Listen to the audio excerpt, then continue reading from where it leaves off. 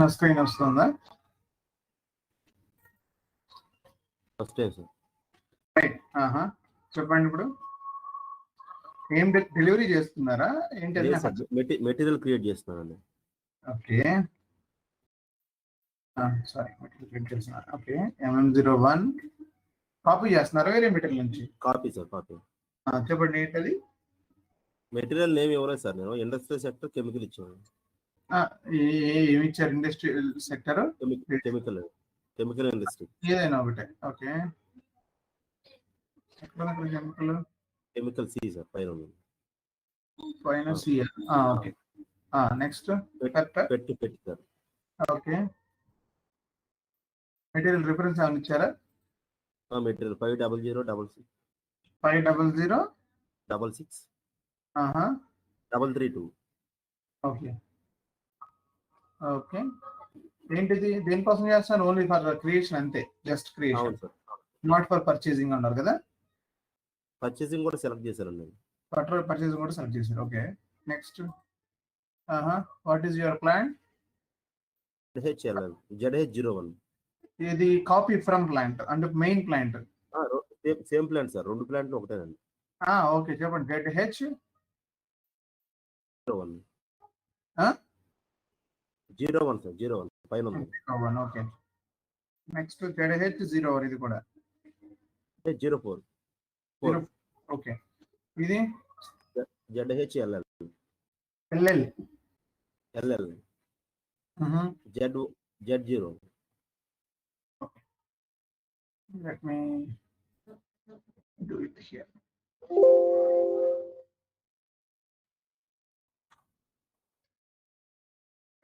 Okay, ఏమంటుంది? Table TCURM and T001W inconsistency, notify your system administrator. TCURM ఏం చేశారు మీరు? డేటా ఎందుకు మార్చారు?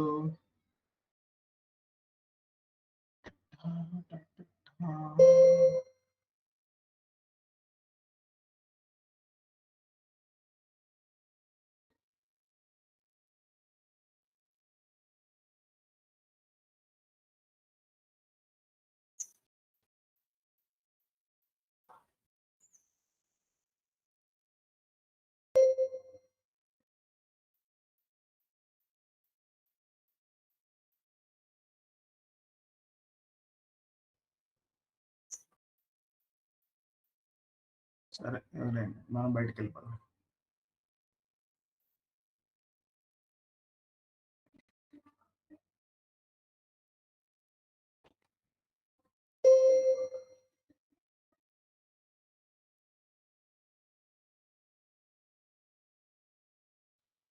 సరే, ఒక్క నిమిషం.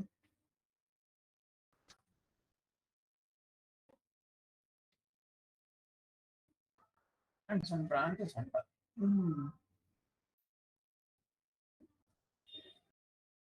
ఈకర్ టేబుల్లో డేటా ఎందుకు పోయింది? కరెన్సీ టేబుల్ అది. ఈకర్ టేబుల్ ఇది పోయిందా? MM01.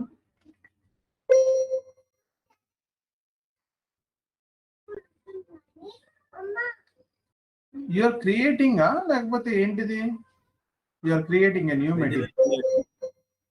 Okay, ZH01.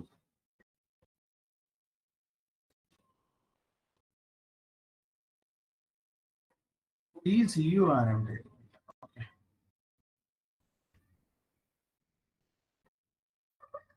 Customising MM configuration ఏమి చేశారు? కస్టమైజింగ్ MM కాన్ఫిగరేషన్ వచ్చింది మీకు. ZH01 కదా మీ ప్లాంట్? లార్డ్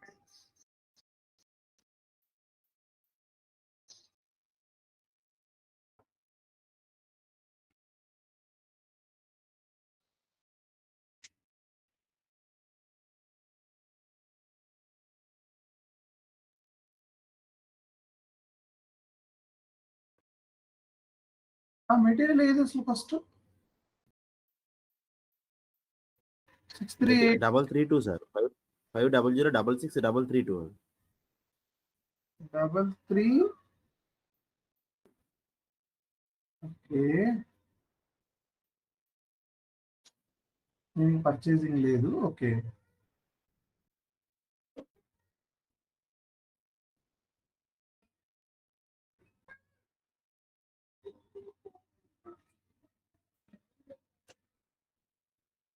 వెళ్ళాలి కదా. ZHLL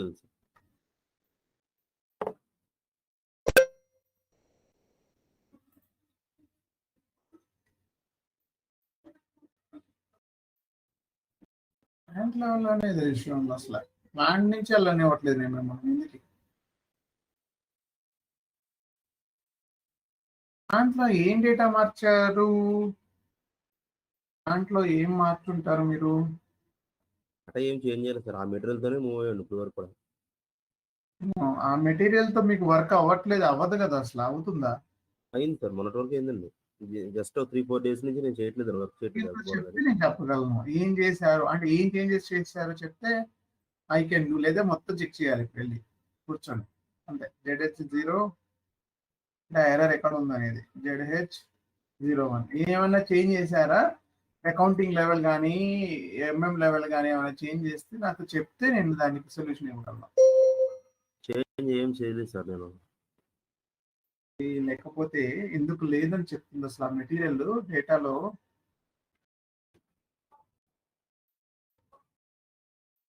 క్రాస్ సెల్లింగ్ లో వచ్చాను సార్ మెటీరియల్, దానికి ప్రాబ్లం లేదు సార్. ఏం మెటీరియల్ కరెక్టేనా? 500666332 కరెక్టే సార్. అసలు మెటీరియల్ లేదంటుంది ఏంటిది? ఓకే, వాల్యుయేషన్ క్లాస్ క్రియేట్ అవ్వలేదు దానికి. ఓకే,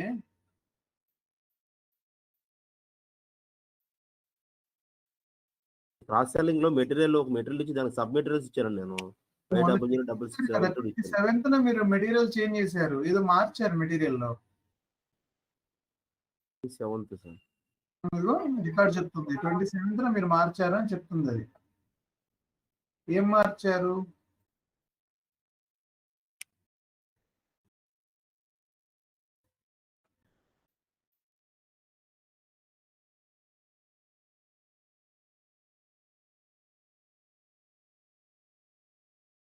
సెల్లింగ్ లో సబ్ మెటీరియల్ ఇచ్చాను సార్, నేను చేంజ్ ఏం చేయలేదు. క్రాస్ సెల్లింగ్ లో సబ్ మెటీరియల్ ఇచ్చానండి. 500666332 కాదు, దాంట్లో ఉంది. క్రాస్ మెటీరియల్ సబ్మిట్ ఇవ్వడం తప్పేం కాదు. నేనేం చేంజ్ చేయలేదండి మెటీరియల్. సరే సరే, ఓకే, నో ప్రాబ్లం. బట్ ఇది ఎందుకు వస్తుంది మరి?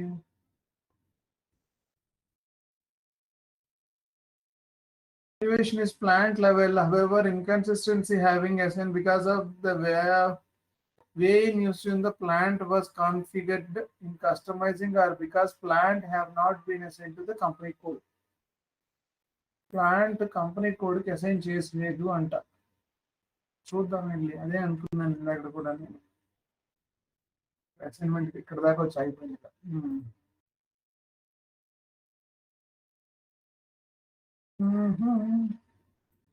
చూద్దాం ఉండండి, మీరు డిలీట్ చేశారు ఏమన్నా? ప్లాంట్ ZH01 లేనే లేదు ఇందులో. కంపెనీ కోడ్ ఏంటి మీది? HLL sir.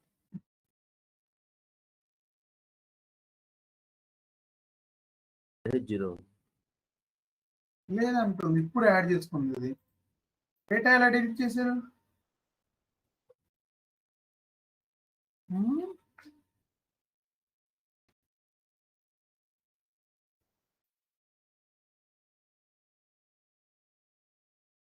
ఈ మెటీరియల్ తీసుకొని సో మెనీ మెటీరియల్స్ కాపీ చేసుకున్నానండి. ఏని నాకు అదే డిలీట్ అయిపోయింది ప్లాంట్ కదా. ప్లాంట్ సెటప్ డిలీట్ అయింది. ఎక్కడ ఉంది? మీరు Z0 కాదా? ఏంటి మీది? ZO sir. Z0 sir. జీరోతో లేదంటుందిగా. Z0 sir. ZOతో కూడా లేదంటుంది. ZHLL కదా. HLL sales organization. Distribution Z0. జీరోతో sales zero invalid sales area అంటుంది, అది కూడా పోయింది. సేల్స్ ఏరియాను కూడా డిలీట్ చేశారు. సరే నేను డిలీట్ చేయలేదు సార్ అసలు. చూద్దాం అన్నాడు, మేబీ డిలీట్ అవ్వలేదా అయిందా చూద్దాం. ZHLL Z0 లేదుగా. ZL మేబీ డిస్ట్రిబ్యూషన్ ఛానల్ మీది, not Z0 I guess. Z0 is a division. Okay sir, sorry, ZL sir. అయ్యో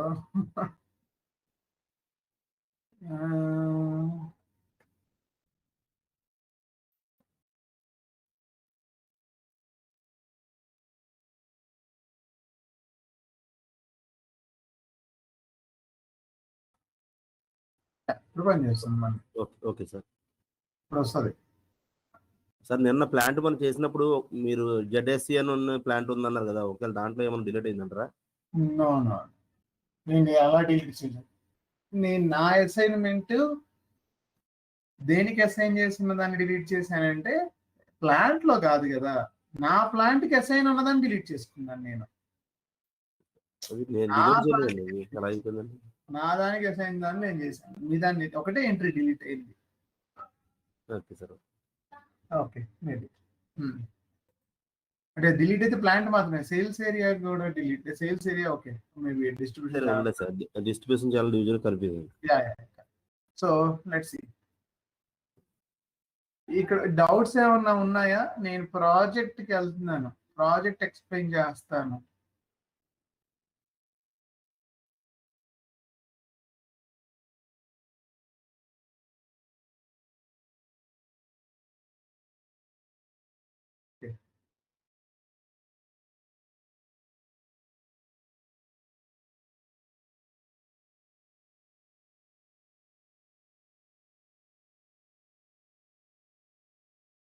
ఎట్లయితే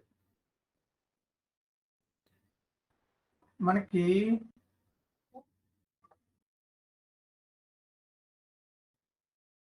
డిఫరెంట్ ప్రాజెక్ట్స్ ఉంటాయి. మీరు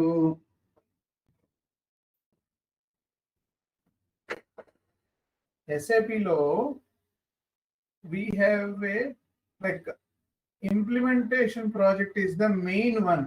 ఇంప్లిమెంటేషన్ ప్రాజెక్ట్ అనేది మెయిన్ ప్రాజెక్ట్. ఇదేంటంటే సిస్టంలో ఫ్రమ్ మనం జీరో నుంచి స్టార్ట్ చేసే ప్రాజెక్ట్ ఇది ఇంప్లిమెంటేషన్ ప్రాజెక్ట్ అంటే. ఓకే, ఆ కస్టమర్కి అంటే ఆ క్లయింట్కి ఎవరైతే ఉన్నారో, ఫర్ ఎగ్జాంపుల్ ఏదైనా ఒక క్లయింట్ ఒక బిజినెస్ తీసుకొని ఆ బిజినెస్ వాడికి అసలు ఇంతవరకు SAP తెలియదు వాడికి. సో అలాంటి అతనికి మనం వాళ్ళ సిస్టమ్స్ లో SAPని ఇంప్లిమెంట్ చేయడాన్ని ఇంప్లిమెంటేషన్ ప్రాజెక్ట్ అంటాం. మొత్తం అంటే వాడి మొత్తం బిజినెస్ మొత్తాన్ని SAPలోకి మూవ్ చేస్తున్నాం. ఇక్కడ నుంచి SAP సిస్టమే యూజ్ చేస్తాడు వాడు. So that is going to be implementation project. Support project. ఈ సపోర్ట్ ప్రాజెక్ట్ ఎలా ఉంటుందంటే ఆఫ్టర్ ఇంప్లిమెంటేషన్ ప్రాజెక్ట్ సపోర్ట్ ప్రాజెక్ట్కి వెళ్తుంది. అదే ప్రాజెక్ట్ అదే క్లయింట్. నేను ఒక ఎగ్జాంపుల్ చెప్పండి. ఇప్పుడు ఏదైనా ఒక కంపెనీ పేరు చెప్పండి.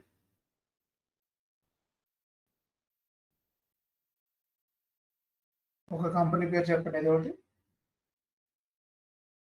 రోలెక్స్. ఓకే, రోలెక్స్ అనే కంపెనీ, ఈ రోలెక్స్ అనే కంపెనీ SAP ఇంప్లిమెంట్ చేద్దాం అనుకుందాం. So they contacted to SAP. If in case SAP is contacted to service providers. అంటే సర్వీస్ ప్రొవైడర్స్ అని కాదు, ఈ ఇంప్లిమెంటేషన్ పార్ట్నర్స్ అంటాం కదా. Okay, maybe IBM, Wipro, TCS, Accenture, Capgemini, ఎవరైతే ఉన్నారో వాళ్ళందరూ. ఓకే, ఇవే కాదు బోల్డ్ మంది ఉన్నారు. ఓకే, ఈ రోలెక్స్ కి ఇంప్లిమెంట్ చేయాలి అని చెప్పేసి వీళ్ళు చెప్తే వీళ్ళు మళ్ళీ వీళ్ళ కొటేషన్స్ పంపించుకొని ప్రైస్ ఫైనల్ చేసుకొని ఏదో చేసుకున్నారు అనుకుందాం.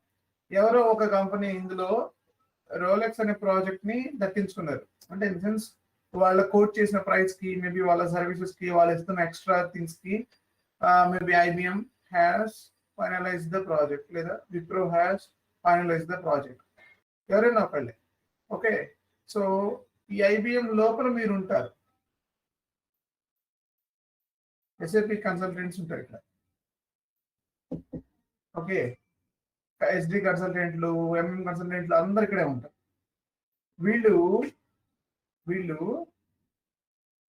ఏంటి, వీళ్ళు ఐబిఎం లో ఉండి రోలెక్స్ కి ఇంప్లిమెంటేషన్ అంటే దిస్ అప్పుడే they don't have SAP. So ఇప్పుడు ఎస్ఏపిని ఇంప్లిమెంట్ చేయాలి కాబట్టి వీళ్ళు ఈ కన్సల్టెంట్ ని కాంటాక్ట్ అవుతారు. ఈ కన్సల్టెంట్ అంటే ఐబిఎం ని కాంటాక్ట్ అయ్యారు. IBM is going to be start the project. ఈ ప్రాజెక్ట్ లోపల ఎవరెవరి కన్సల్టెంట్ ఉండాలి, ఎంత వర్క్ ఉంది, అదంతా కూడా అంటే ప్రాజెక్ట్ లో భాగం నేను చెప్తాను, లోపలికి వెళ్ళినప్పుడు డీటెయిల్డ్ గా చెప్తాను. ఓకే, సో ఇక్కడ ఏదైతే ఈ ఐబిఎం ప్రాజెక్ట్ దక్కించుకుందో వీళ్ళు ఇంకా ఇక్కడ నుండి అంటే ప్రాజెక్ట్ స్టార్ట్ దగ్గర నుంచి దాదాపుగా 12 నెలలు లేకపోతే 18 నెలలు 15 నెలలు ఇలా ఉంటుంది ప్రాజెక్ట్ ఫినిష్ అవడం కోసం. Depends on the size of the client. ఈ క్లయింట్ సైజుని బట్టి ఉంటుంది. అది ఎంత పెద్ద బిజినెస్ అయితే అంత ఎక్కువ టైం పడుతుంది. నార్మల్ బిజినెస్ అయితే ఇన్ జనరల్ గా అయితే 12 నుంచి 14 మంత్స్ పడుతుంది. ఎవరైనా మిమ్మల్ని ప్రాజెక్ట్ ఇంప్లిమెంటేషన్ మీరు చేశారని చెప్తే ఎన్ని రోజులు చేశారంటే 12 to 14 మంత్స్ మధ్యలో ఉంది అని అంటే 14 మంత్స్ పట్టిందని చెప్పడం ఒక డీసెంట్ టైం. అది 12 మంత్స్ పట్టింది అంటే ఒక డీసెంట్ టైం. కొన్ని చోట్ల 9 మంత్స్ 10 మంత్స్ కూడా అయిపోతుంది. అట్లే అంటే ఒక యావరేజ్ గా 1 year పడుతుంది అట్లీస్ట్ ఇంప్లిమెంటేషన్ ప్రాజెక్ట్ అంటే. 2 నెలల్లో 3 నెలల్లో అయిపోదు. మినిమం 1.5 year మీరు లాక్ అయిపోయి ఉంటారు దానికి, ఆ ప్రాజెక్ట్ కి. సో ఆ ప్రాజెక్ట్ ఇంప్లిమెంటేషన్ జరిగిన తరువాత అంటే మేబీ ఐబిఎం ఇంప్లిమెంటేషన్ చేసింది రోలెక్స్, ఇక నుంచి డే టు డే సపోర్ట్ చేయాలి వీళ్ళని. అంటే ఆ ప్రాజెక్ట్ లో వచ్చే ఇష్యూస్, రెగ్యులర్ ప్రాబ్లమ్స్, ఏమైనా యూజర్స్ కి ఇష్యూస్ ఏమైనా వస్తే కనుక వాటన్నిటిని ఈ ఇంప్లిమెంటేషన్ టీం పట్టించుకోదు. ఒక్కసారి ఇంప్లిమెంటేషన్ చేసి సిస్టమ్ హ్యాండ్ ఓవర్ చేసిన తర్వాత this is a separate project. మళ్ళీ ఇది లాంగ్ ప్రాజెక్ట్స్. ఇది లాంగ్ ప్రాజెక్ట్స్ అంటే 5 years 10 years 15 years కాంట్రాక్ట్ ఉంటుంది. ఇది అండ్ ఇన్ జనరల్ గా 2 years నుంచి స్టార్ట్ అవుతుంది. 2 years contract, 5 years contract, 10 years contract ఇలా ఉంటుంది. కాంట్రాక్ట్లు ఉంటాయి. These are not like a implementations ఏంటంటే 1 year అయిపోయిన తర్వాత ఇంకా రామ్ బయటకు వచ్చేయడం దాని నుంచి. అంటే ఆ ప్రాజెక్ట్ నుంచి కాదు నేను అంటుంది, దెర్ ఇస్ మల్టిపుల్ ఇంప్లిమెంటేషన్స్ కూడా ఉంటాయి దానికి. బట్ ఆ ప్రాజెక్ట్ అయిపోయినట్టు, ఇంప్లిమెంటేషన్ అయిపోయినంటే ఇక్కడ ఇంకా వేరే ప్రాజెక్ట్కి వెళ్ళాల్సిందే. అలా ఉంటుంది ప్రాసెస్ అంతా. సో ఇంప్లిమెంటేషన్ ప్రాజెక్ట్ చేసిన తర్వాత మేబీ ఆ క్లయింట్ అంటే రోలెక్స్ అనేవాడు క్లయింట్, వీడు either they can continue for support, IBM నుంచి సపోర్ట్ కు తీసుకెళ్ళొచ్చు, లేదు విప్రోకి కూడా ఇవ్వచ్చు, దాన్ని టీసీఎస్ కూడా ఇవ్వచ్చు, లేకపోతే ఎక్సెంచర్కి ఇవ్వచ్చు, లేకపోతే ఇంకెవరికైనా ఇవ్వచ్చు. ఎందుకంటే ఇది సపరేట్ ప్రాజెక్టు, దీనికంటూ మళ్ళీ కోట్ చేయాలి. ఎవరైతే తక్కువ కోట్ చేస్తారో అంటే సపోర్ట్ మేము చేస్తాము, మేము మీకు సపోర్ట్ చేస్తాము, మన కన్సల్టెంట్లు ఉన్నారని చెప్పేసి వాళ్ళకి ఆ ప్రాజెక్ట్ వెళ్తుంది. మళ్ళీ చెప్తున్నాను, సేమ్ ఐబిఎం కూడా ఆ ప్రాజెక్ట్ వెళ్ళొచ్చు, లేదు వేరే కంపెనీకి కూడా వెళ్ళిపోవచ్చు ఆ ప్రాజెక్ట్. ఇలా కూడా జరుగుతాయి. సో మీరు సపోర్ట్ లోనూ ఉండొచ్చు, ఇంప్లిమెంటేషన్ లోనూ ఉండొచ్చు. సపోర్ట్ లో ఉంటే ఏంటంటే కొంచెం ఫ్రీగా ఉంటుంది వర్క్. ఇంప్లిమెంటేషన్ లో ఏంటంటే హరీబరీగా నడుస్తూ ఉంటుంది. అంటే ప్రతి నిమిషం హరీబరీగానే ఉంటుంది. ఎందుకంటే టైం పీరియడ్ ఇక్కడ, ఈ టైం పీరియడ్ లో దీన్ని క్లోజ్ చేయాలి, లేకపోతే మనీ వేస్ట్ అయిపోతాయి. 12 months కాంట్రాక్ట్ అంటే 12 months లోనే ఫినిష్ చేసేసేయాలి. వాడు 12 months కోసమే పే చేస్తాడు. మిగతాది ఎక్స్ట్రాస్ అని పడితే అంటే మన కంపెనీ పే చేసుకోవాలి. సో అంటే ఒక డెడ్ లైన్స్ ఉంటాయి వీటికి, ప్రాజెక్ట్ డెడ్ లైన్స్ ఉంటాయి దీంట్లో. సో ఈ ఇంప్లిమెంటేషన్ ప్రాజెక్ట్ ఒక రకంగాను, సపోర్ట్ ప్రాజెక్ట్ ఒక రకంగాను ఉంటుంది. సపోర్ట్ ప్రాజెక్టులలో మీకు టికెట్స్ అవి ఉంటే నేను నెక్స్ట్ స్టెప్ వెళ్ళినప్పుడు చెప్తాను. ఇది కాకుండా అప్గ్రేడ్ ప్రాజెక్ట్, నేను నిన్న కూడా చెప్పుకున్నట్టు ఇదే ఇదే ఇదే నిన్న కూడా చెప్తున్నాం కదా. అప్గ్రేడ్ ప్రాజెక్ట్ అంటే దీని ఇంట్రడక్షన్ నిన్న కూడా ఇచ్చాను. అప్గ్రేడ్ ప్రాజెక్ట్ ఏంటంటే నేను నిన్న రాశాను, I do remember.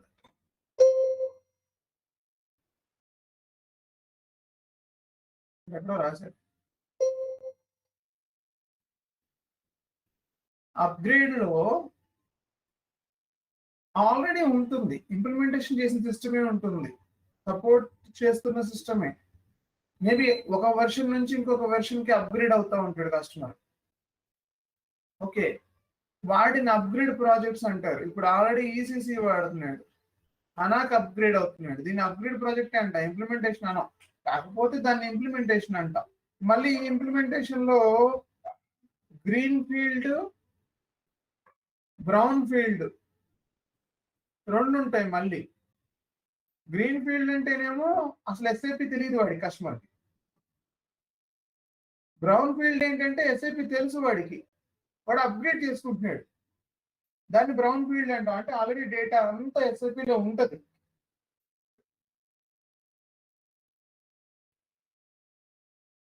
System upgrade చేస్తున్నాం, ఈసీసీ నుంచి హనా కంటే నెక్స్ట్ వర్షన్కి వెళ్తుంది. మేబీ ఇంతకు ముందు అయితే ఈసీసీ 6 నుంచి 7కి 7 అంటే in the sense EHP pack 5, 6, 7, 8 అది అప్గ్రేడ్ అనేవాళ్ళం. ఇప్పుడు ఈసీసీ నుంచి హనా వెర్షన్స్ వైజ్ గా అప్గ్రేడ్ చేసుకుంటూ వెళ్తున్నారు. ఇది ఒక type of project. Roll out ఏంటంటే న్యూ బిజినెస్ స్టార్ట్ చేస్తా. అంటే న్యూ బిజినెస్ అంటే ఎక్స్పాండింగ్ ద బిజినెస్. నిన్న మనం చెప్పుకున్నాం దీని గురించే కదా. హైదరాబాద్ లో ఉండే వాళ్ళ business, they are expanding to Vijayawada, they are expanding to Vizag, maybe they are expanding to Karnataka, they are expanding to Tamil Nadu.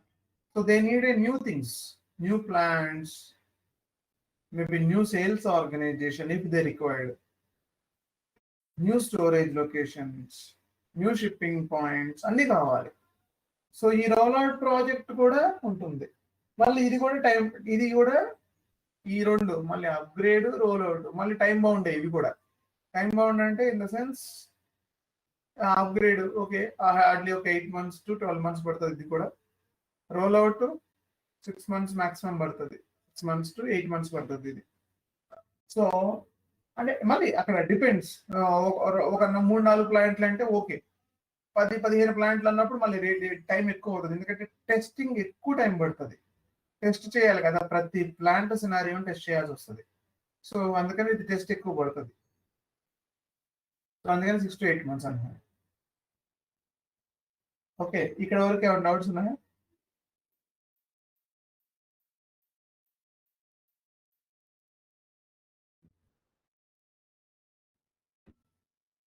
Okay, next వచ్చేసి ఇందులో ప్రాజెక్టులలో ఇన్ జనరల్ గా నేను ఇప్పుడే పేస్ట్ చేసుకున్నాను. సెల్ఫ్ మెథడాలజీ అని చెప్పేసి వాడతా. అంటే ఇంప్లిమెంటేషన్ గురించి మాట్లాడుతున్నాను నేను. ఇంప్లిమెంటేషన్ చేయాలి అంటే ఒక సిస్టంలో, అంటే ఒక క్లయింట్కి ఇంప్లిమెంటేషన్ చేయాలి అంటే there is a methodology. SAP has provided a methodology. ఆ మెథడాలజీ బేస్ చేసుకొని మాత్రమే మనం వర్క్ చేస్తాం దానికి అగేనిస్ట్ గా. సో అందులో ఏంటంటే SAP methodology, activate methodology, SAP activate రెండు ఉన్నాయి. ఇప్పుడు ప్రజెంట్ మీరు కనుక 2019 తర్వాత లేకపోతే 18 తర్వాత SAP మెథడాలజీలో వర్క్ చేశాను అంటే yes agreed, it's no harm. కానీ హనా ఇంప్లిమెంటేషన్ చేశాను SAP మెథడాలజీలో అని రాశారు అనుకోండి, అది బ్లండర్, అది మిస్టేక్. అది మీరు రెజ్యూమ్లో నాకు SAP మెథడాలజీ ఐడియా ఉంది అని రాయటం వేరు, హనా ఇంప్లిమెంట్ చేశాను, ఈ ప్రాజెక్ట్ లో ఉన్నాను త్రూ SAP మెథడాలజీ అని చెప్పారంటే కనుక అది బ్లండర్, అది తప్పు. హనాని ఎప్పుడు కూడా యాక్టివేట్ మెథడాలజీ ద్వారా మాత్రమే ఇంప్లిమెంట్ చేస్తారు, నాట్ ఫ్రమ్ ది ఎస్ఆప్. అసలు ఏంటి ఎస్ఆప్ మెథడాలజీ, యాక్టివేట్ మెథడాలజీ చూద్దాం. మళ్ళీ చెప్తున్నాను, రెజ్యూమ్ లో ఎవరు తప్పు రాయకండి. ఇది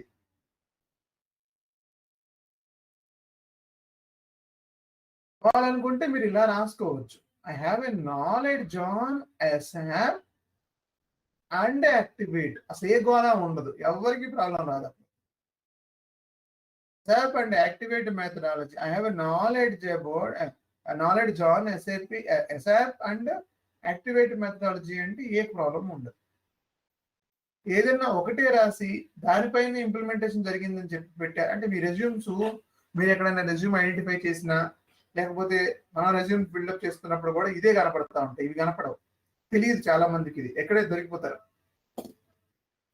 యాక్టివేట్ మెథడాలజీ చేశారా, ఎస్ఆప్ మెథడాలజీ చేశారా అంటే యాక్టివేట్ మెథడాలజీ చేశారంటే ఎస్, అగ్రీడ్.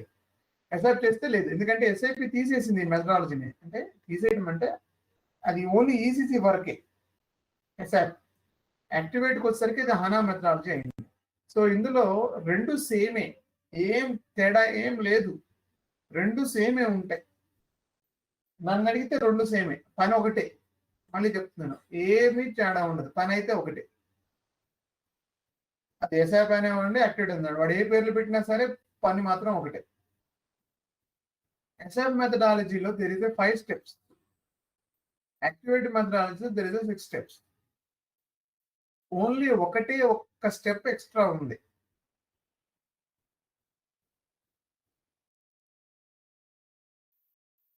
రిమైనింగ్ అన్ని సేమ్ టు సేమ్ ఉంటాయి. ఇక్కడ చూడండి, యాక్టివేట్ మెథడాలజీలో డిస్కవర్ ఫేజు, ప్రిపేర్ ఫేజ్ ని కలిపి చూడండి ఒక్కసారి. అది ప్రాజెక్ట్ ప్రిపరేషన్, అదే ఇక్కడ ప్రాజెక్ట్ ప్రిపరేషన్. మనం మాట్లాడుకుందాం దీని గురించి. ఎక్స్ప్లోర్ ఫేజ్ ఉంది ఇక్కడ, అదే బిజినెస్ బ్లూ ప్రింట్ ఫేజ్. రెండు సేమ్. ఇక్కడ ఎక్స్ప్లోర్ ఫేజ్ అని రాసుకున్నాడు, ఇక్కడ బీబీపీ ఫేజ్ అంటారు దీన్ని. BBP business blue print phase అంటాం దాన్ని. ఓకే, నెక్స్ట్ ఏంటి? రియలైజేషన్, ఇది కూడా రియలైజేషన్ ఫేజ్. ఫైనల్ ప్రిపరేషన్, ఇది డిప్లాయ్ ఫేజ్. ఫైనల్ ప్రిపరేషన్ అన్నా డిప్లాయ్ ఫేజ్ అన్నా సేమ్ మళ్ళీ.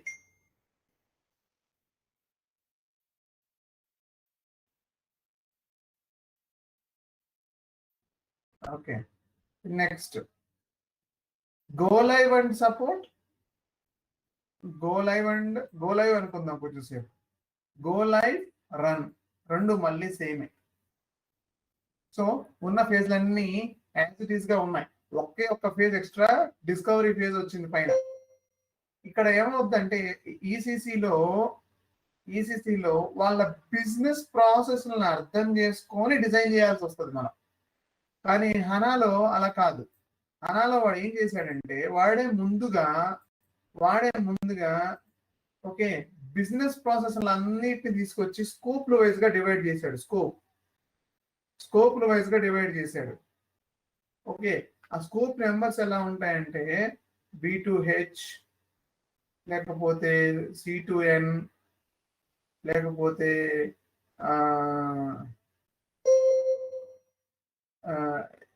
ఏంటది నాకు గుర్తు రావట్లేదు. There is a lot. ఒక ఎస్డిలోనే దాదాపుగా 30-40 స్కోపులు ఉంటాయి.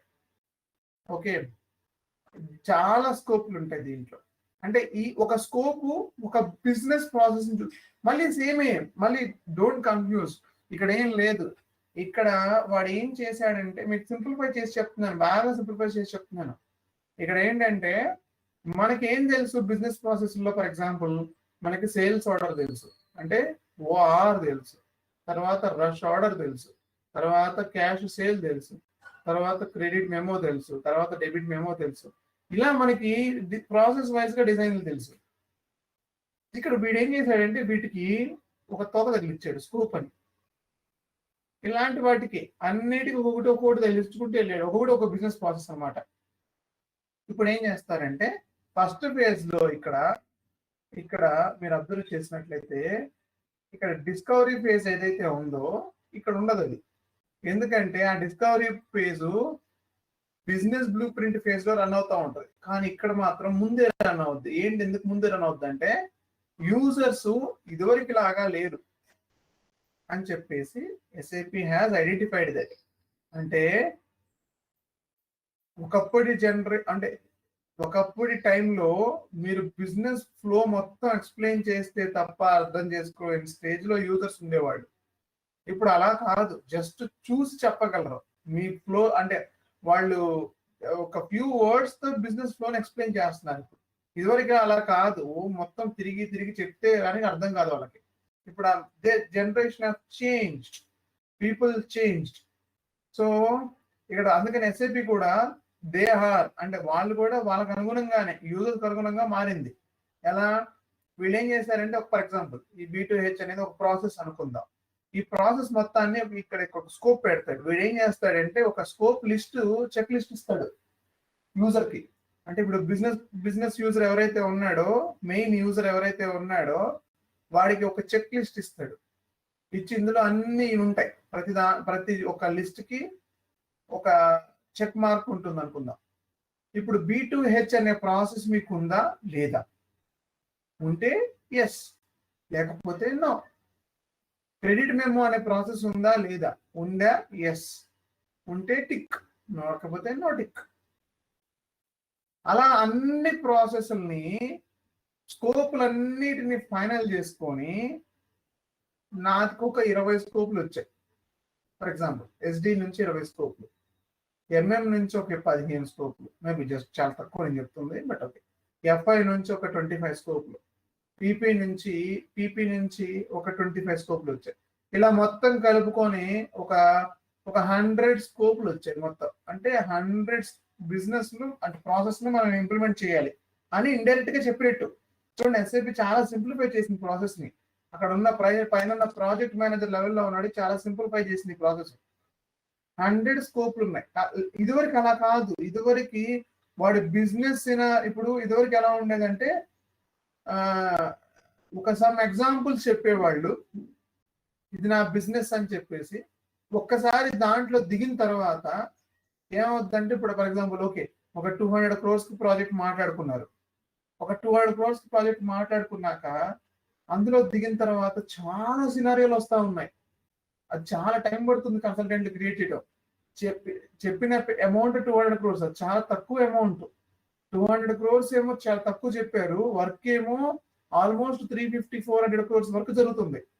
దానివల్ల కంపెనీలు నష్టపోతున్నాయి, ఎంప్లాయీస్ స్ట్రగుల్ అవుతున్నారు. అందుకని they come up with the scope technology. ఇప్పుడు ఏంటి, యూజర్ ఏదైతే చెప్పాడో దానికి ఎస్ అని వాడే కొట్టాడు. అంటే ఈ బిజినెస్ ప్రాసెస్ ఉంది అని చెప్పేసి వాడే ఇన్ఫర్మేషన్ ఇచ్చాడు మనకి. సో మనకి ఏమైంది, వర్క్ మేబీ నా దగ్గర 40 స్కోప్లు ఉంటాయి SDలో, వాడు ఓన్లీ 20 ఉన్నాయి వాళ్ళు మాకు అని చెప్పాడు. రైట్, 20కే బిల్ చేస్తారు ఇంక నుంచి. అంటే ఏంటి, మొత్తం 100 స్కోప్లే, మొత్తం 400 స్కోప్లు ఉన్నాయి SAPలో. ఎగ్జాంపుల్ 100 స్కోప్సే మా బిజినెస్ కు సరిపోతాయి అని చెప్పేసి క్లయింట్ చెప్పాడు. ఈ 100 స్కోప్స్ కి వాళ్ళు దాన్ని పక్కన పెట్టుకొని నెక్స్ట్ స్టెప్ ఏదైతే ఉందో ప్రాజెక్ట్ ప్రిపరేషన్, ఇదే ప్రిపరేషన్ ఫేజ్. ఇక్కడ కూడా ప్రాజెక్ట్ ప్రిపరేషన్ లో ఈ క్లయింట్ తో మన కంపెనీ డిస్కషన్ చేసుకుంటది. ఇంకా right, you have 100 scopes, each scope కి ఒక 1 crore లెక్క, 100 స్కోప్ కి 100 crores పే చేయాలి. Okay, agreed. Okay, additional buffer amount ఒక 10 crores పెట్టుకుంటారు. సో అలా ఫస్ట్ ప్రిపరేషన్ స్టేజ్ లో వాళ్ళకి అది ఈజీ అయిపోద్ది. ఎందుకంటే మీకు నెంబర్ తెలిసిపోయింది, 100 crores ప్రాజెక్ట్ ఇది, 100 crores వస్తాయి.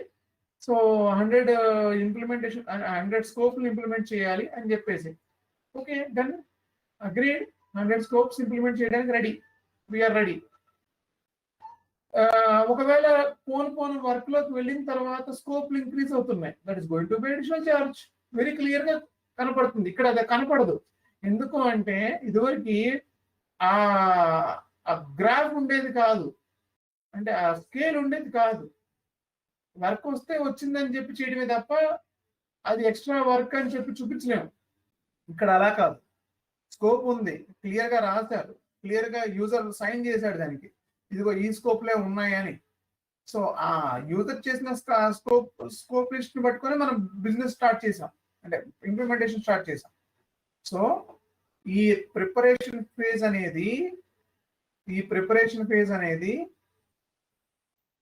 ఎంతమంది కన్సల్టెంట్లు కావాలి ఈ 100 స్కోపులు ఫినిష్ చేయడం కోసం, ఎన్ని లైసెన్సులు కావాలి ఎస్ఏపి నుంచి, లైసెన్సులు పర్చేస్ చేయడం, కన్సల్టెంట్ని గ్యాదర్ చేయడం, ఓకే, బిజినెస్ లో ఎవరితో కాంటాక్ట్ అవ్వాలని చెప్పేసి బిజినెస్ యూజర్స్ ని గ్యాదర్ చేసుకోవడం, ఓకే, ఏ కన్సల్టెంట్లు కావాలి అంటే ఏ మాడ్యూల్స్ ఉన్న కన్సల్టెంట్లు కావాలి అది దాన్ని గ్యాదర్ చేసుకోవడం, ఇవన్నీ కూడా ప్రిపరేషన్ ఫేజ్ లో, అంటే ఎంత అమౌంట్ ఛార్జ్ చేయాలి, ఇవన్నీ కూడాను ప్రిపరేషన్ ఫేజ్ లోనే ఉంటుంది. అంటే ఈ ప్రిపరేషన్ ఫేజ్ లోనే మళ్ళీ సిస్టమ్ డిజైన్ కూడా ఉంటుంది ఇక్కడే. అంటే ఇది మనం చెయ్యం, బేసిస్ కన్సల్టెంట్ చేస్తాడు. వాళ్ళు ఎస్ఏపి నుంచి లైసెన్స్ లో పర్చేజ్ చేసి SAP landscape, in general landscape ఎలా ఉంటుందంటే 3 సిస్టమ్స్ ల్యాండ్స్కేప్. ఇది 3 సిస్టమ్ ల్యాండ్స్కేప్ ఏంటివి? Development server, quality server, production server, ఇలా 3 ఉన్నాయి.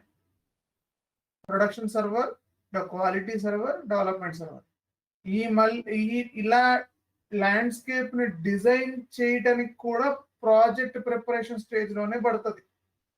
ఈ ప్రాజెక్ట్ ప్రిపరేషన్ స్టేజ్ లోనే ఏది డెవలప్మెంట్ సిస్టమ్, అంటే ఎస్ఏపి నుంచి లైసెన్స్ పర్చేజ్ చేయాలి కదా, ఎస్ఏపి నుంచే పర్చేజ్ చేయాలి.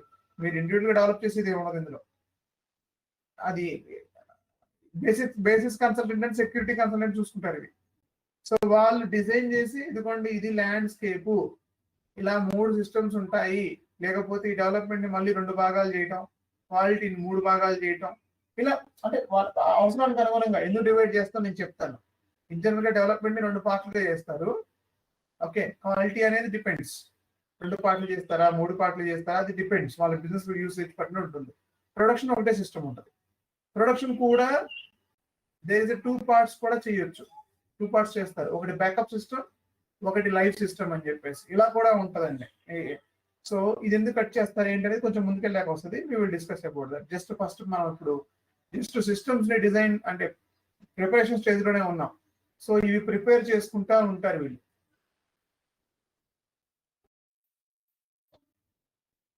అంటే మొత్తం ఇన్ఫ్రాస్ట్రక్చర్ అన్ని ఈ ప్రిపేర్ స్టేజ్ లోనే చూసుకుంటారు వాళ్ళు. ఎక్కడ వర్క్ చేయాలి, ఎక్కడ కూర్చోవాలి, కన్సల్టెంట్లు ఎక్కడ వెళ్ళాలి, ఆన్ సైట్కి వెళ్ళాలా వద్దా, వెళ్తే ఎంత ఖర్చు అవుద్ది, అవన్నీ కూడా ప్రిపరేషన్ స్టేజ్ లోనే వస్తాయి.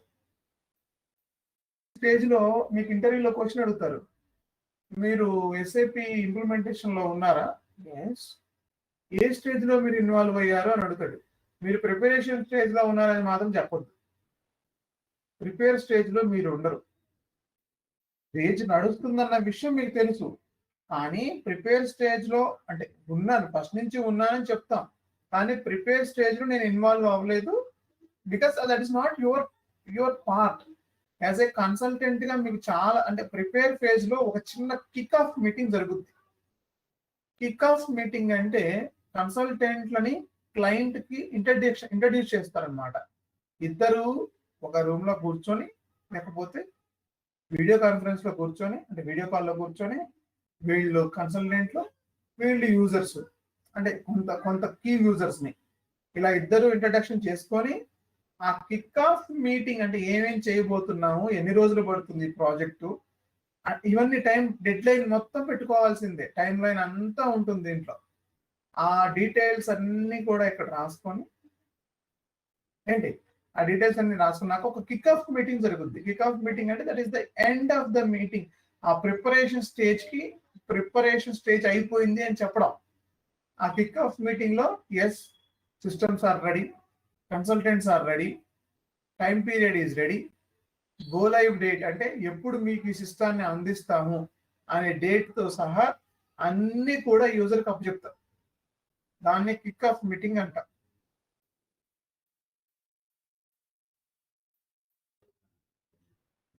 ఇక్కడ వీళ్ళు ప్రాజెక్ట్ ని డిజైన్ చేసుకుంటారు. అంటే ఎన్ని రోజులు పడుతుంది, ఏమేమి వర్క్ చేయాలి, ఈ మంత్ లో ఏం వర్క్ చేయాలి, ఈ మంత్ లో అది ప్రాజెక్ట్ మేనేజర్ చూసుకుంటాడు, మీరేం కంగారు పడద్దు. సో అది ప్రిపరేషన్ ఫేజ్ లో ఆ డేటా ఉంటుంది అనమాట. నెక్స్ట్ స్టేజ్ ఏంటి, ప్రిపరేషన్ ఫేజ్ తర్వాత అక్కడ స్టేజ్ లో ఎంఎం అకౌంట్స్ ఉంటారండి. మెయిన్ అందరూ ఉంటారు. మెయిన్లీ ఎవరు ఉంటారండి?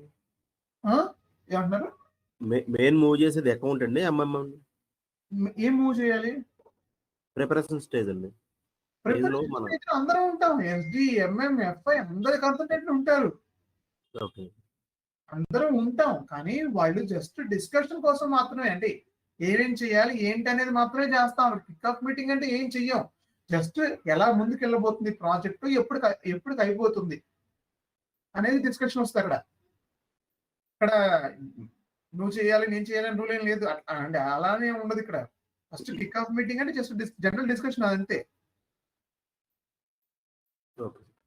Next the business blue print phase. ఇది ఇక్కడ మనకి ప్రిపేర్ ఫేజ్ ఇది. ఓకే, ప్రిపేర్ కాదు, సారీ, ఎక్స్ప్లోర్ ఫేజ్ ఇది. చూడండి, ఇక్కడ ఎస్ఏపి యాక్టివేట్ మెథడాలజీలో వెరీ క్లియర్ గా ఎక్స్ప్లెయిన్ చేశాడు. ఇక్కడ ఇది అర్థం కాదు, ఈ లాంగ్వేజ్ అర్థం కాదు. బిజినెస్ బ్లూ ప్రింట్ ఫేజ్ అంటే అర్థం కాదు, అర్థం కావడానికి ఏం లేదు. ఇక్కడ బిజినెస్ బ్లూ ప్రింట్ ఎలా ఉందో అర్థం చేసుకునే ఫేజ్ ఇది.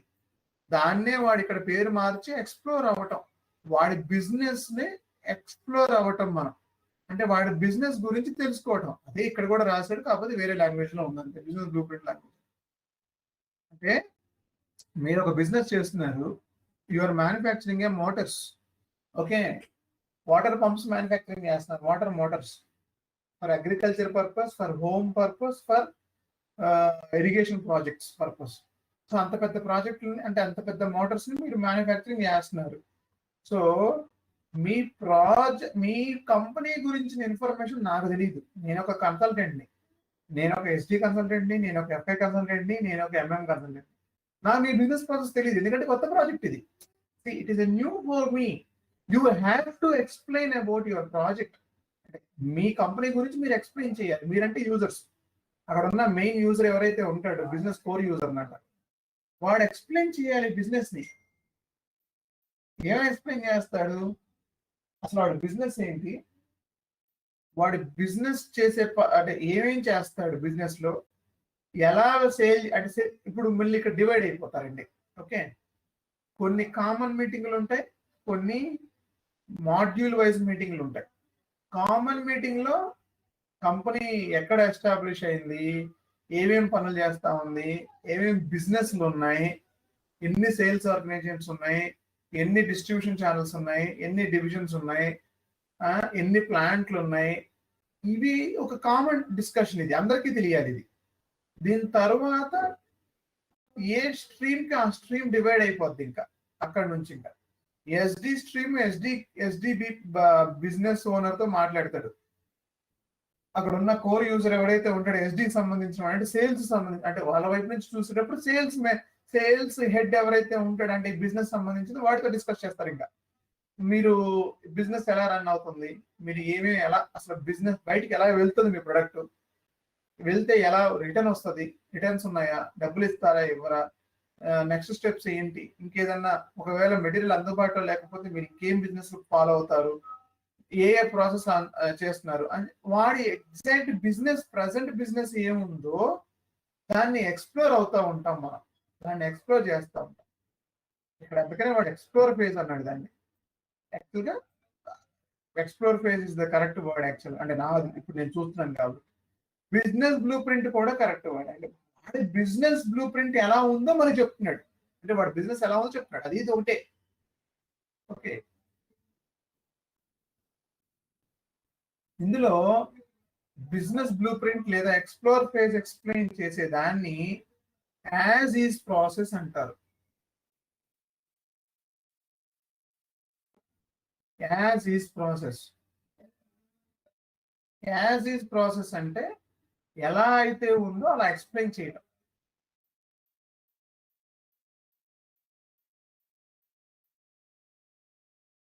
ఈ యాజ్ ఈజ్ కి మనము టు బి ప్రిపేర్ చేయాలి.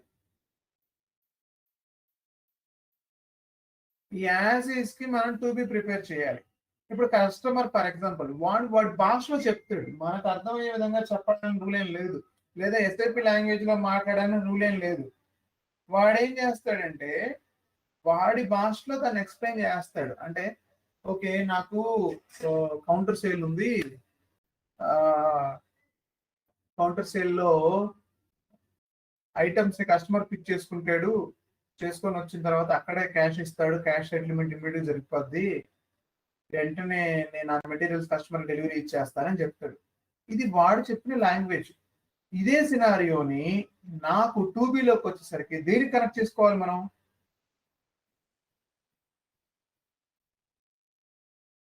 దేనికి కనెక్ట్ చేసుకోవాలి? ఇప్పుడు నేను ఒక యాజ్ ప్రాసెస్ ఎక్స్ప్లెయిన్ చేశాను, నేను ఒక బిజినెస్ ఓనర్ని, నేను ఇలా చెప్పాను ఇందాక నేను చెప్పినట్టుగా.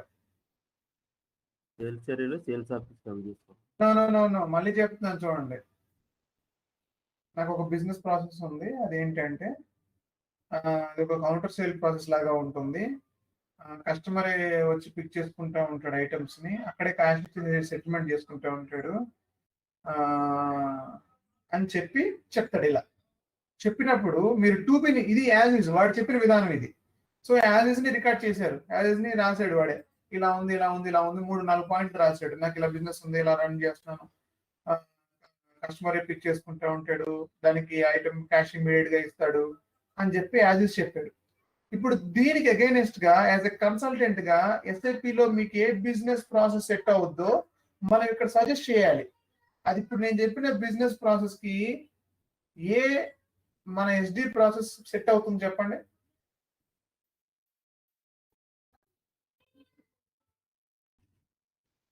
వాడు చెప్పిన ఇప్పుడు ఒక బిజినెస్ సినారియోకి, ఇప్పుడు నేను చెప్పా కదా ఒక బిజినెస్ సినారియో, అదే ఐడెంటిఫై చేయాలి, అదే పని. వాడు యాజ్ ఈజ్ ప్రాసెస్ లో వాడు ఎక్స్ప్లెయిన్ చేస్తున్నప్పుడు మన మైండ్ లో మల్టిపుల్ డిజైన్స్ తిరుగుతూ ఉంటాయి. ఆ తిరుగుతున్న టైంలో ఒకదానికి లింక్ అవుతుంది. అది వాడు చెప్తున్న కీవర్డ్స్ కి మన దగ్గర ఉన్న ప్రాసెస్ కి ఒకదానికి లింక్ అవుతా ఉంటది. వాడు ఏం చెప్తున్నాడు, counter sale is nothing but cash sale కదా, అక్కడ టిక్ అయింది. కస్టమర్ వాడంతరకు వాడే పిక్ చేసుకుంటాడు, కరెక్ట్, వాడే పిక్ చేసుకుని వస్తాడు, క్యాష్ ఇమీడియట్ గా ఇస్తాడు. అవును, క్యాష్ సేల్ లో క్యాష్ సేల్ అంటేనే క్యాష్ ఇమీడియట్ గా ఇచ్చేది క్యాష్ సేల్. ఓకే, దెన్ ఇప్పుడు మీ మైండ్ లో క్యాష్ సేల్ వచ్చింది కదా, ఇప్పుడు మీరేం చేయాలి, క్యాష్ సేల్ రిలేటెడ్ క్వశ్చన్స్ వాడిని అడగాలి. ఇప్పుడు ఇంకా డెప్త్ గా తీసుకెళ్ళాలి. ఎలా? వాడు ఇప్పుడు ఇలా చెప్పాడు, చెప్పిన తర్వాత this information is not enough for me, I need some more questions, I have some more questions అని చెప్పేసి అని అడుగుతాం. ఎలా అడుగుతాము, could you please brief again, అంటే ఆ ప్రాసెస్ ని ఒకసారి ఎక్స్ప్లెయిన్ చేస్తారని అడుగుతాం. వాడు మళ్ళీ అదే చెప్తాడు. అంటే ఎందుకంటే వాడు చెప్పడం, వాడికి ఎక్కువగా ఎనర్జీ వేస్ట్ చేయడు. వాడు చెప్పామా అయిపోయింది, అంతే, వాడి పని అయిపోద్ది. సో అందుకని వాడి దగ్గర నుంచి ఎక్కువ డేటా తెచ్చుకోవాలి. ఓకే, మీరు ఇప్పుడు ఎలా ఇన్వాయిస్ ఇమ్మీడియట్ గా ఇస్తారా అంటే ఎస్ అంటాడు. క్యాష్ పేమెంట్ చేయగానే ఇన్వాయిస్ ఇస్తారా అంటే ఎస్ అంటారు.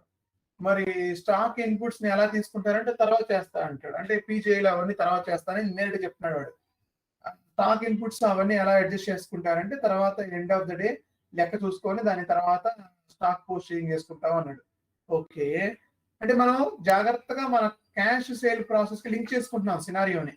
మనం అడుగుతున్న ప్రతి క్వశ్చన్ వాడు ఆన్సర్ చెప్తున్న దానికి, వాడు చెప్పే ఆన్సర్ కి మన ప్రాసెస్ కి మనం లింక్ చేసుకుంటూ వెళ్ళాలి. ఓకే, ఇప్పుడు మీకు ఇన్వాయిస్ ఫస్ట్ ఇవ్వాలి, మరి ఒరిజినల్ ఇన్వాయిస్ ఎప్పుడు ఇవ్వాలి, అది జస్ట్ రికార్డ్ పర్పస్, తర్వాత స్టోర్ అవ్వాలి. ఓకే, ఇక్కడ కస్టమర్స్ ఎంతమంది వస్తారు మీకు రోజు? చాలా మంది వస్తారు. ఓకే, అంటే చాలా మంది అంటే ఒక లెక్క ఉంటుంది, నెంబర్ ఉంటుంది, నేను ఊరికి చెప్తాను. ఓకే, కౌంటర్ సేల్ అంటే మీరు ఎలా బార్ కోడ్స్ స్కాన్ చేస్తారా, లేకపోతే మెటీరియల్స్ నేను టైప్ చేస్తారా, ఎంటర్ చేస్తారా? లేదు, మాకు బార్ కోడ్ సిస్టమ్ ఉంటుంది, బార్ కోడ్ టైప్ చేస్తాం. ఇప్పుడు బార్ కోడింగ్ వస్తే కనుక దానికి ఒక సినారియో ఉంటుంది. బార్ కోడింగ్ వస్తే లేబులింగ్ ప్రాసెస్ అని ఉంటుంది, ఎండిఈ టీమ్ ఉంటుంది. దానికి ఎండిఈ టీమ్ అని చెప్పేసి దానికి మళ్ళీ వేరే కన్సల్టెంట్లు వస్తారు. అక్కడ బార్ కోడింగ్ ఉందంటే మెటీరియల్స్ కానీ ఇప్పుడు మన సంబంధం లేదు, ఇప్పుడు అది మెటీరియల్స్ కదా అవి. So material, bar coding, packing వాళ్ళు చూసుకుంటారు అది. సో ఓకే, అంటే ఆ పాయింట్ మనం నోట్ చేసుకుంటాం. మనం మన ఎండిఈ కన్సల్టెంట్ కి అందజేస్తాం దీన్ని. ఒరే బాబు వీళ్ళకి బార్ కోడింగ్ ప్రాసెస్ ఉందంట, you please talk to them అని చెప్పేసి. సో ఇలా పాయింట్స్ అన్ని కనెక్ట్ చేసుకున్న తర్వాత మనం మన 2B డాక్యుమెంట్ ని ఇస్తాం అన్నమాట. 2B డాక్యుమెంట్ లో ఏముంటుందంటే ఏదైతే మనం యాజ్ ఈజ్ చూసి మనం డిజైన్ చేసుకున్నామో దాన్ని 2B డాక్యుమెంట్ కింద చూపిస్తున్నాం. ఓకే, అంటే ఈ యాజ్ ఈజ్ ప్రాసెస్ ఇలా ఉంది, ఇగో ఈ 2B డాక్యుమెంట్ వచ్చేసి క్యాష్ సేల్ అని చెప్పి చూపించి ఆ డిజైన్ ఎక్స్ప్లెయిన్ చేసి మళ్ళీ వీడికి ఎక్స్ప్లెయిన్ చేయాలి మనం. ఇగో ఈ సినారియోస్ ఇలా ఉండబోతున్నాయి. క్యాష్ సేల్ అంటే ముందు క్యాష్ సేల్ అనే ఒక ఆర్డర్ రైజ్ అవుతుంది, దాంట్లో మెటీరియల్స్ అన్ని యాడ్ అవుతాయి, దానికి అగైనెస్ట్ గా ఇమ్మీడియట్ గా బిల్లింగ్ డాక్యుమెంట్ జనరేట్ చేసిస్తాం, తర్వాత డెలివరీ పీజీ అయ్యి ఒరిజినల్ బిల్డింగ్ చేస్తాం అని చెప్పేసి వాడికి ఎక్స్ప్లెయిన్ చేస్తాం. ఇదంతా 2B ఎక్స్ప్లెయిన్ చేస్తాం. కొన్ని సార్లు వాడు చెప్తాడు, మనోడు చెబుతాం. ఇది జరిగేదే, ఇది జనరల్ గా జరిగేది, దానికేం కంగారేం లేదు. వాడు ఒకటి చెప్తాడు, మనం ఇంకోటి తీసుకెళ్తాం. ఇది జనరల్ గా జరుగుతుంది. అంటే మనం అంటే వాడు ఎక్స్ అనే ఐటమ్ చెప్తే మనం వై అనే ఐటమ్ ప్రిపేర్ చేసుకుని వెళ్తాం.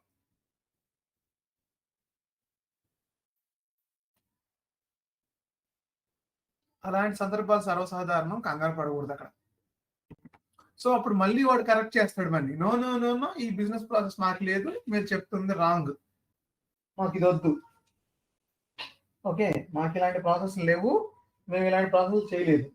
ఓకే, మరి అప్పుడు ఎస్ఏపిలో అలాంటి బిజినెస్ ప్రాసెసే లేదు.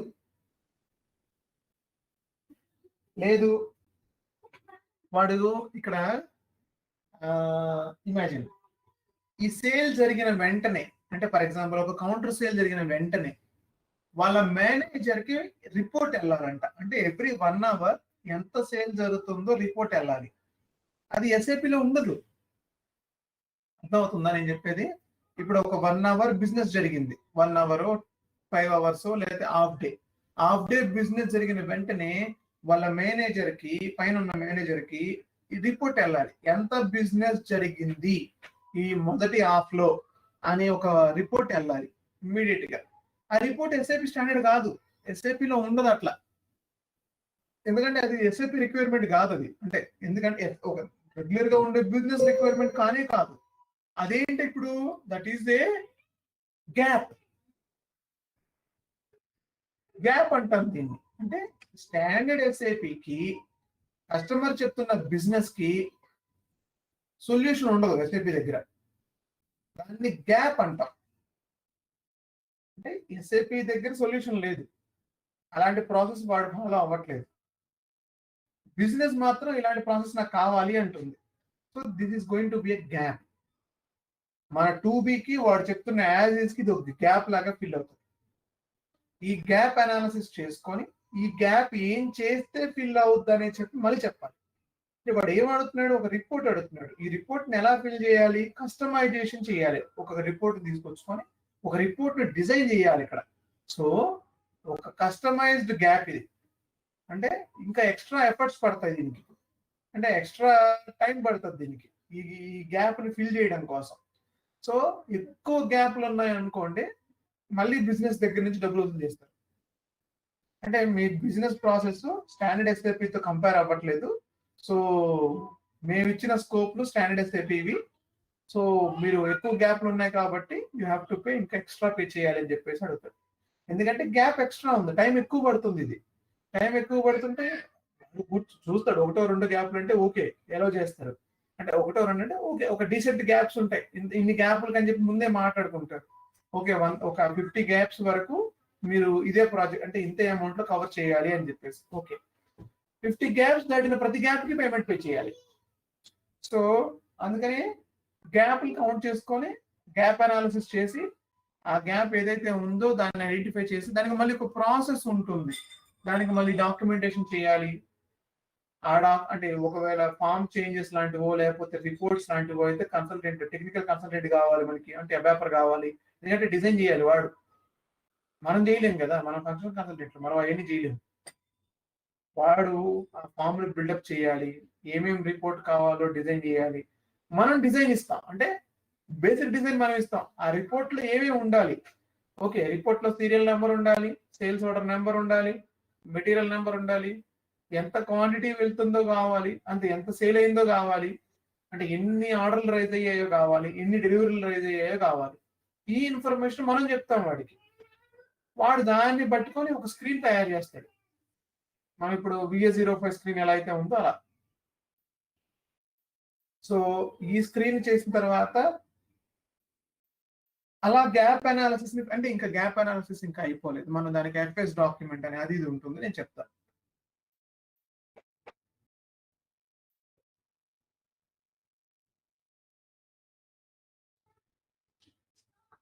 Okay, gap analysis document prepare చేస్తున్నాం. అంటే ఇంత ఇది ఈ డాక్యుమెంట్స్ అంటే ఈ ప్రాసెస్ గ్యాప్ ఉందని 2B డాక్యుమెంట్ ఇచ్చాం. అంటే మీ బిజినెస్ ప్రాసెస్ కి మా బిజినెస్ ప్రాసెస్ ఇది అని చెప్పేసి, అంటే SAP ప్రాసెస్ ఇది అని చెప్పి చూపిస్తాం. ఇదంతా కూడా బిజినెస్ బ్లూ ప్రింట్ ఫేజ్ లోనే జరుగుద్ది. అంటే ఈ రియలైజేషన్ ఫేజ్ లోనే ఎక్స్ప్లోర్ ఫేజ్ లోనే జరుగుద్ది. సారీ, ఎక్స్ప్లోర్ ఫేజ్ లోనే జరుగుతుంది ఇదంతా. Explore, business blue print. ఇక్కడ దాకా చేసిన తరువాత రియలైజేషన్ ఫేజ్ లోకి వెళ్తాం. రియలైజేషన్ ఫేజ్ అంటే ఇక్కడ అసలు వర్క్ స్టార్ట్ అవుతుంది. సిస్టమ్ వర్క్ ఇప్పుడు స్టార్ట్ అవుతుంది. ఇప్పుడు దాకా సిస్టమ్ వర్క్ ఏం లేదు, మొత్తం గాలిలో మాట్లాడాం. ఇందాక దాకా డిజైన్లు చేశాం కదా, నేను అది చేస్తా ఇది చేస్తా అని చెప్పి డిజైన్లు చేశాం కదా, ఆ డిజైన్లు తీసుకొచ్చి ఇప్పుడు రియలైజేషన్ ఫేజ్ లో సిస్టంలో స్టార్ట్ చేయాలి. ఇక కాన్ఫిగరేషన్ చేసుకోవాలి. ఈ కాన్ఫిగరేషన్ లో base line configuration, final configuration అనే రెండు ఉంటాయి. మళ్ళీ బేస్ లైన్, ఫైనల్. అంటే ఇది నేను చెప్పినా ఇంకెవరైనా చెప్పినా ప్రాసెస్ ఒకటే. ఇది SAP చెప్పింది, ఎవరో నేనే డిజైన్ చేసి నేను డిజైన్ చేయలే. ఈ ప్రాసెస్ అంతా నేను కూర్చొని డిజైన్ చేసిన ప్రాసెస్ కాదు ఇది. ఇది SAP డిజైన్ చేసిన ప్రాసెస్ ఇది. అంటే ఇలానే ఉంటది. మీరు ఎంత దూరం పోయినా, ఎవరి దగ్గరికి వెళ్ళినా, మీరు ఎన్ని ప్రాజెక్టులు మారినా ప్రాసెస్ ఒకటే ఉంటది. బేస్ లైన్ ప్రాజెక్ట్ అంటే ఏంటంటే, బేస్ లైన్ కాన్ఫిగరేషన్ అంటే ఏంటంటే, ఇది కాన్ఫిగరేషన్. బేస్ లైన్ కాన్ఫిగరేషన్ అంటే ఏంటంటే, మనము ఇంకొక మాడ్యూల్ పైన డిపెండ్ అవ్వకుండా చేసే కాన్ఫిగరేషన్ ని బేస్ లైన్ కాన్ఫిగరేషన్ అంటారు. కొన్ని చెప్పండి, ఎగ్జాంపుల్ ఒక్కటి చెప్పండి. మనం వేరే మాడ్యూల్ పైన డిపెండ్ అవ్వకుండా క్రియేట్ చేసే ఒక కాన్ఫిగరేషన్ చెప్పండి. ఫైనల్ కాన్ఫిగరేషన్ అంటే వేరే మాడ్యూల్ పైన డిపెండ్ అయి చేసే కాన్ఫిగరేషన్ ఫైనల్ కాన్ఫిగరేషన్ అంటారు. ఒక నిమిషం ఆలోచిస్తాను. Hello, okay okay.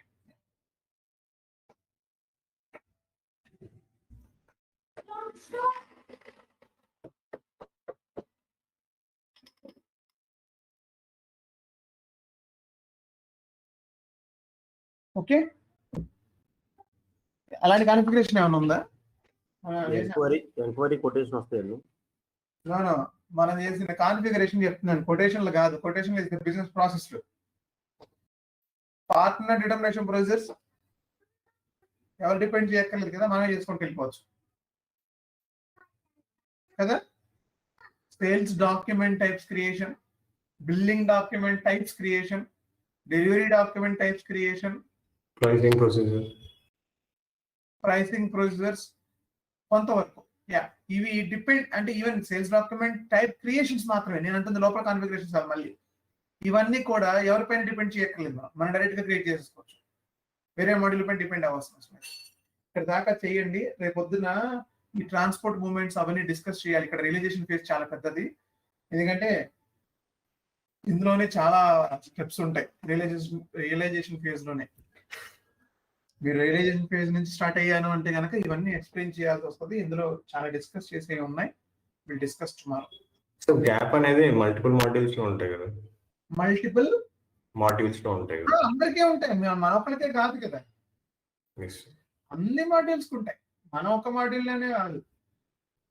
ఇంకా చెప్పాలంటే మన మాడ్యూల్ తక్కువ ఉంటాయి గ్యాప్స్. అలాగేం లేదు, ఆ స్టేట్మెంట్ మేబీ నాట్ కరెక్ట్ నేను చెప్పింది. ఇప్పుడు అన్ని మాడ్యూల్స్ లోనే ఉంటాయి, అన్ని మాడ్యూల్స్ లోనే గ్యాప్స్ ఉంటాయి. ఎందుకంటే నాకు ఇమీడియట్ గా ఒక ప్రాజెక్ట్ గుర్తొచ్చింది, అందుకని that statement I'm taking back. అందులో ఎక్కువ గ్యాప్స్ ఎస్డివే ఉన్నాయి, అందుకని నాకు అది బాగా గుర్తొచ్చింది. ఓకే, ఏముండదు మాడ్యూల్ గ్యాప్స్ అంటే ఏవేవో పెద్దగా ఉండవు. ఇలా డాక్ మధ్యలో రిపోర్ట్స్, ఫార్మ్స్, అంటే ఒక ఒక ఒక ఎక్స్ట్రా అవుట్పుట్ కావాలి వీళ్ళకి అక్కడ ఆ ప్లేస్ లో, అలాంటి ప్లేస్ లో ఇవి వస్తూ ఉంటాయి. అంతే తప్ప ఎక్కువ గ్యాప్లు ఏం కనపడవు, అవే గ్యాప్స్ అంటే. Okay, Okay. వరకు ప్రాక్టీస్ చేయండి, విల్ కనెక్ట్ టుమారో. ఓకే.